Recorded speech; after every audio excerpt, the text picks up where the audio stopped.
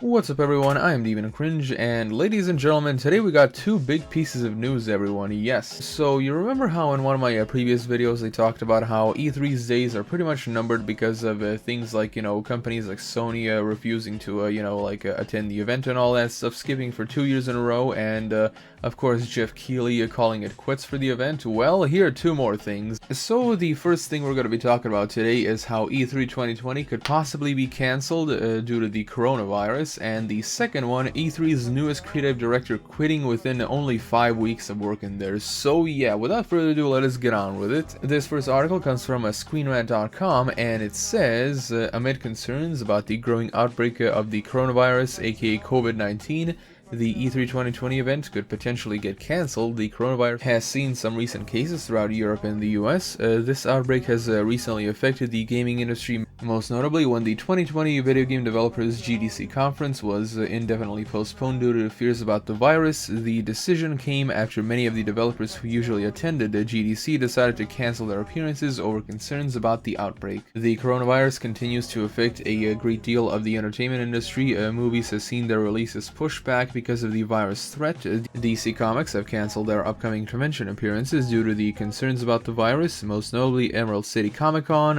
which takes place in Seattle, where the virus has already caused several deaths. After the virus continues to spread across the US, other cancellations, especially larger conventions, are likely to happen. Another event potentially affected by the coronavirus outbreak is E3 2020. An updated story on GameIndustry.biz reports that although E3 is still on, for now the ESA is carefully monitoring the situation, suggesting that if things go bad, E3 could potentially get cancelled. Here's the official statement, and it reads, quote, "The health and safety of our attendees, exhibitors, partners, and staff are a top priority. While the ESA continues to plan for a safe and successful E3 show on June 11th, 2020, we are monitoring and evaluating the situation daily.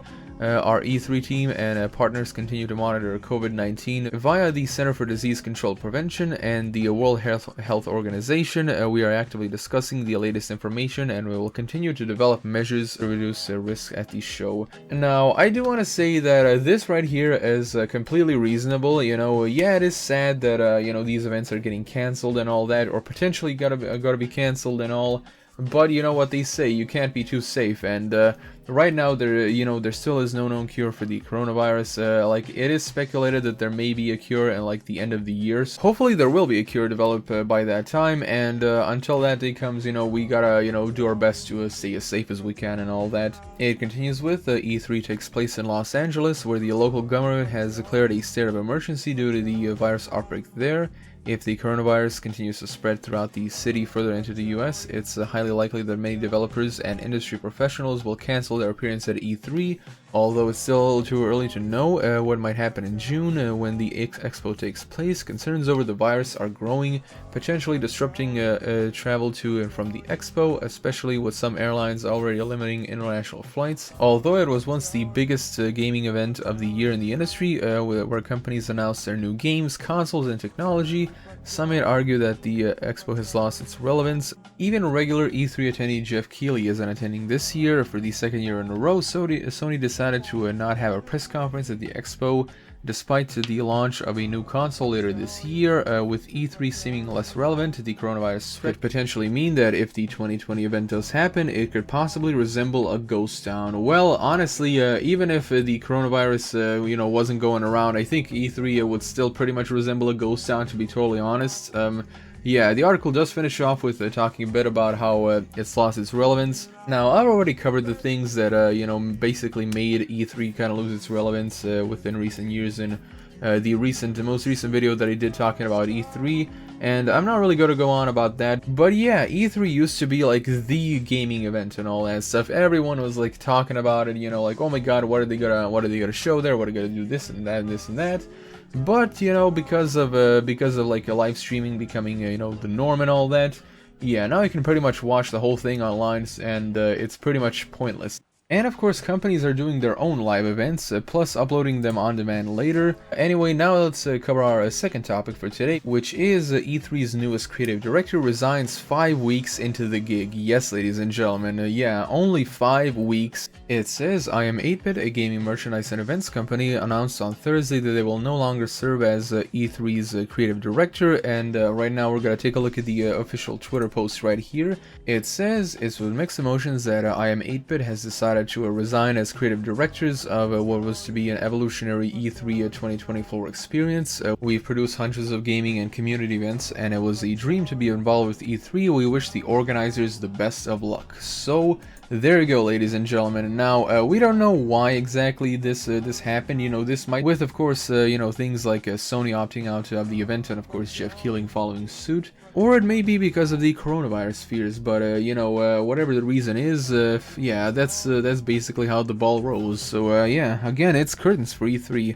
The article continues with, curiously, this resignation isn't the first we've had that IM8bit was working on in a creative director capacity at E3. Only 5 weeks ago, the company's involvement with E3 was announced by its showrunners at the ESA in a much vaguer manner. Quote, "We are collaborating with the industry insiders and new creative players, including the test makers at IM8bit, to reinvigorate the show and frankly to shake things up." Just 2 weeks after the statement was issued, journalist and events promoter Jeff Keighley announced that he would no longer organize the E3 Live component on the annual expo. He cited that the ESA's E3 related announcement was one of the reasons for the decision. The ESA's January announcement did not mention one of the biggest pieces of E3 news from earlier this month, Sony's decision to skip E3's second year in a row. Instead, it emphasized, quote, "the many exhibitors committed to the show," and later in February it published a list of publishers with the plans to take part in E3, such as Xbox, Nintendo, Ubisoft,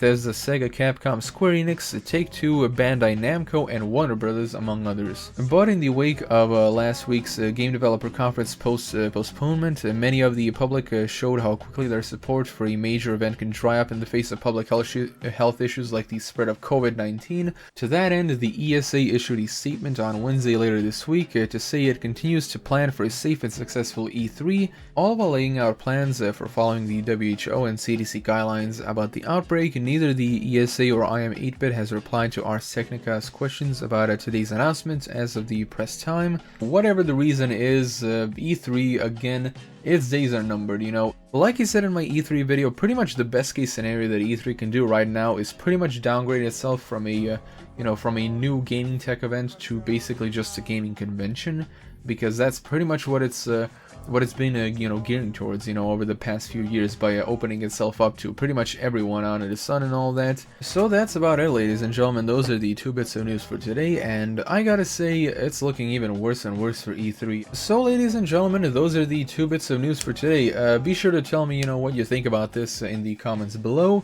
Anyway, everyone, thank you all so much for watching. Be sure to subscribe to the bell icon, and happy wishes, Pokemon my page, link is in the description below. And as always, I'm David Cringe, and I'll be seeing you guys else in the next video.